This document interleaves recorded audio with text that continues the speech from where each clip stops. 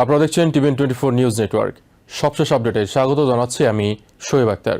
America university of south ফ্লোরিডার 2 Bangladeshi PhD শিক্ষার্থীর নিখোঁজের ঘটনা এখন এক ভয়াবহ অপরাধ তদন্তে পরিণত হয়েছে। এই ঘটনায় জামিল আহমেদ লিমনের মরদেহ উদ্ধার করা হয়েছে আর তার রুমমেট হিশাম সালেহ আবু গারবিয়েকে গ্রেপ্তার করেছে পুলিশ। তবে একই ঘটনায় নিখোঁজ নাহিদা এস বৃষ্টির এখনও কোনো সন্ধান পাওয়া যায়নি, যা পুরো ঘটনাকে আরও রহস্যময় করে তুলেছে।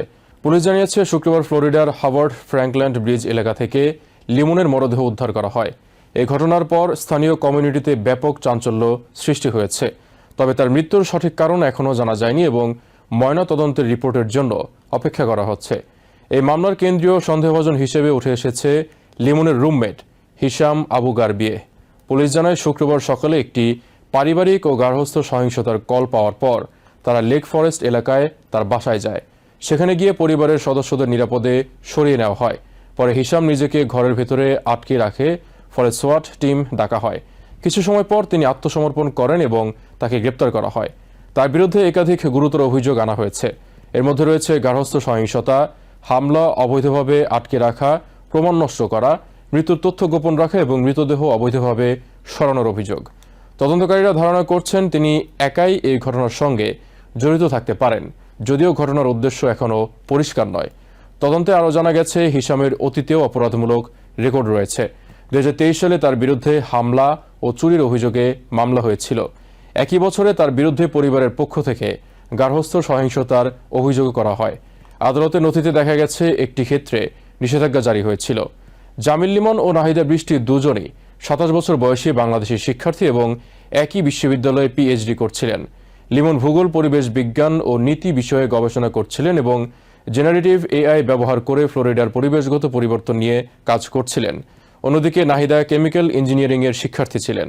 পুলিশ জানায় 16 এপ্রিল সকালে লিমনকে তার বাসায় এবং কিছুক্ষণ পর নাহিদাকে বিশ্ববিদ্যালয়ের একটি বিজ্ঞান ভবনে সর্বশেষ দেখা যায়।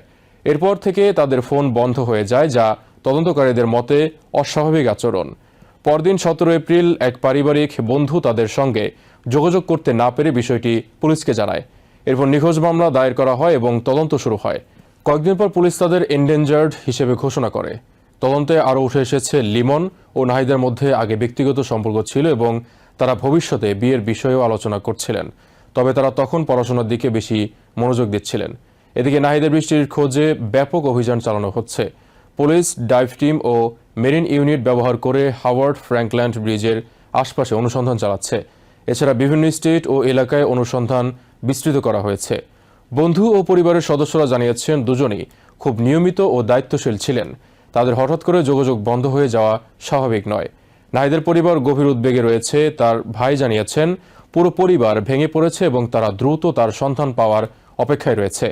পুলিশ বলছে তদন্ত এখনও প্রাথমিক পর্যায়ে রয়েছে এবং অনেক গুরুত্বপূর্ণ প্রশ্নের উত্তর এখনও অজানা, যেমন লিমনের মৃত্যুর প্রকৃত কারণ কি, ঘটনার উদ্দেশ্য কি ছিল এবং নাহিদা বৃষ্টি এখন কোথায় আছেন। সবশেষে বলা যায়, আমেরিকায় এই ঘটনাটি শুধু একটি নিখোঁজ মামলা নয়, বরং একটি বড় অপরাধ তদন্তে রূপ নিয়েছে। একজনের মৃত্যু এবং আরেকজনের রহস্যজনক নিখোঁজ, এই দুই দিক মিলিয়ে পুরো ঘটনাটি গভীর উদ্বেগের সৃষ্টি করেছে। এখন সবার নজর নাহিদা বৃষ্টির সন্ধান এবং এই ঘটনার পেছনের আসল সত্য উদ্ঘাটনের দিকে। নিউ ইয়র্ক থেকে সম্প্রচারিত টিভিএন 24 টেলিভিশন বিশ্বজুড়ে বাঙালির কণ্ঠস্বর।